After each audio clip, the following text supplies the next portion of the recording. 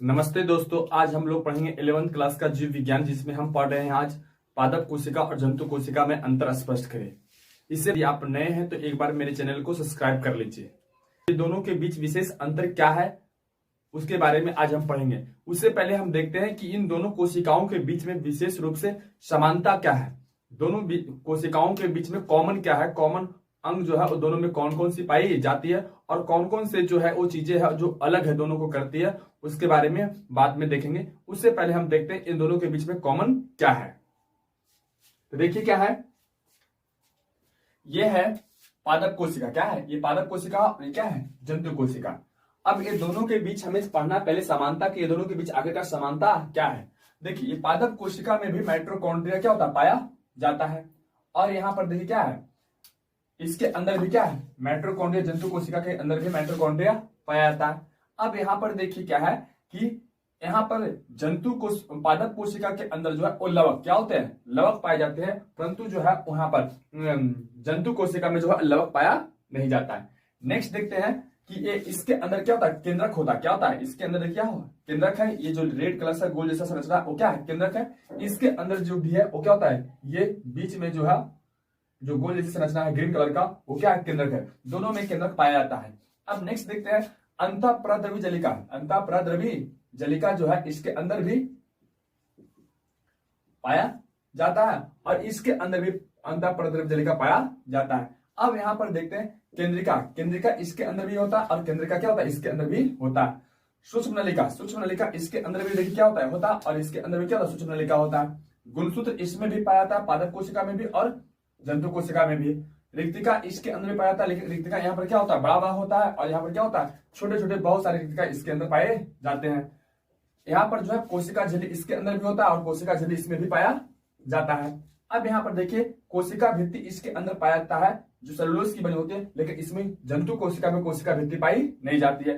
Ribosome देखिए यहाँ पर भी पाया जाता है और राइबोसोम क्या होता है, यहाँ पर भी होता है। गोल्जी का यहाँ पर भी होता है और गोल्जी का यहाँ पर भी होता है।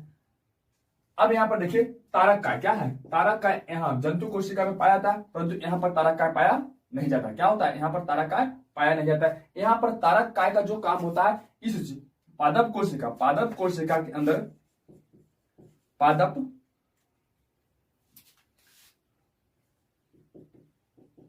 पादप कोशिका में जो जीव द्रव होते हैं, क्या होते हैं, जीव द्रव होते हैं। इसके अंदर क्या होता है, जो जीव द्रव होते हैं, इस जीव द्रव में जो प्रोटीन क्या होता है, प्रोटीन जो पाया जाता है, यह प्रोटीन ही जो है वो क्या करता है, जो यहाँ पर तारक काय काम करता है वही यहाँ पर क्या करता है, प्रोटीन कार्य करता है। तो इसके अंदर जो है वो तारक काय नहीं पाया जाता, परंतु जंतु कोशिका के अंदर तारक काय पाया जाता है, वो भी क्या, इसकी संख्या यहाँ पर 2 होती है। तो ये इतनी क्या होती है, इसमें से कुछ देखे समान है। समानता हम आगे पढ़ेंगे। अब हम आगे देखेंगे कि इन दोनों के बीच विशेष अंतर क्या है, दोनों के बीच विशेष अंतर क्या है उसके बारे में हम समझते हैं। तो अभी तक हमने देखा कि समानता क्या होती है।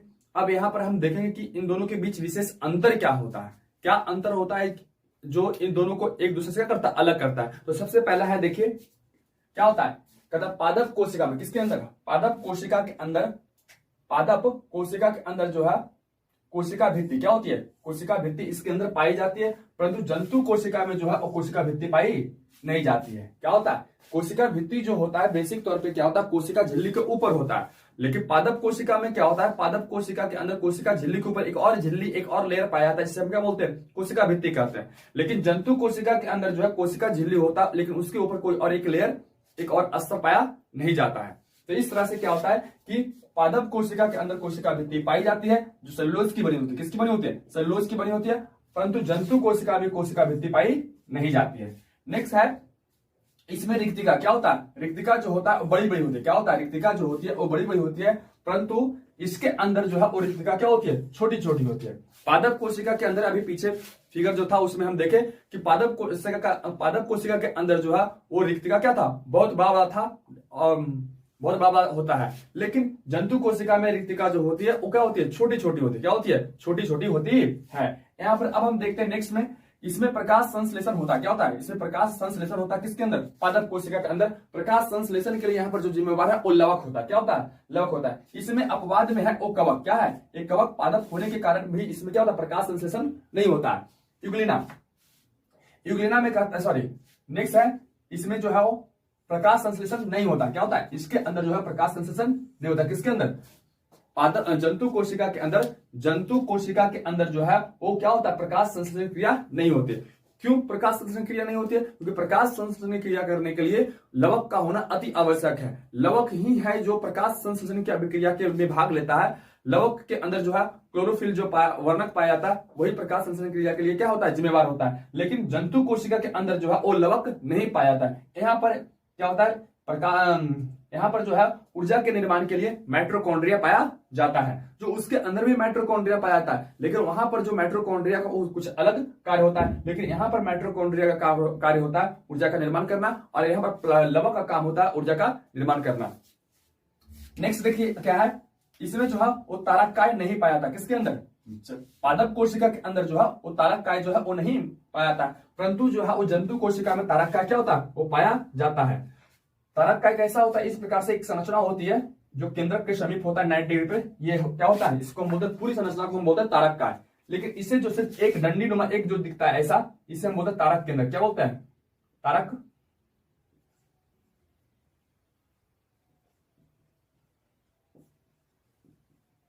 तारक केंद्र। क्या बोलते हैं, तारक केंद्र। अब इसमें देखिए नेक्स्ट उससे संबंधित है, इसमें तरकु तंतु जो होता है, तरकु तंतु का निर्माण जो होता है वो जीव द्रव के प्रोटीन से बनते हैं।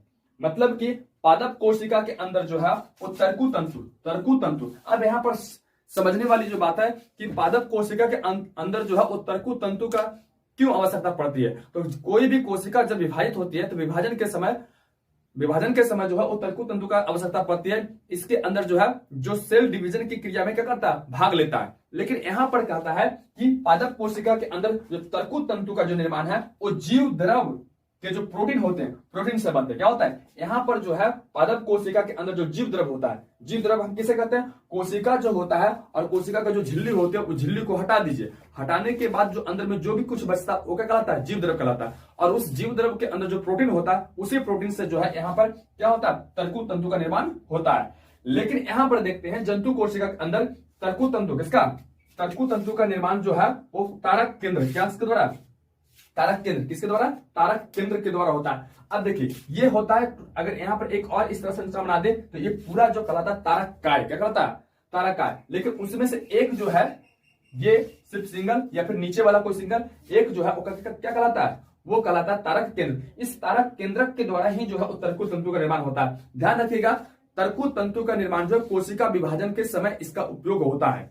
इसमें क्या आता है, नेक्स्ट नंबर जो है, इसमें भोजन का संचयन, किसका, भोजन का संचयन किस रूप में, स्टार्च के रूप में। किस रूप में, जब प्रकाश संश्लेषण क्रिया करता है पेड़ पौधे तो इसमें भोजन का जो संचयन होता है वो किस रूप में, स्टार्च के रूप में होता है। लेकिन जंतु कोशिका के अंदर जो है भोजन का संचयन जो होता है वो क्या होता है, वसा के रूप में या फिर क्या होता है, ग्लाइकोजन के रूप में। किस रूप में, ग्लाइकोजन के रूप में होता है। तो इस प्रकार से जो होता है पादप कोशिका और जंतु कोशिका में क्या होता है, अंतर होता है। और इतना हमें एग्जाम के अंदर क्या होता है, लिखना होता है।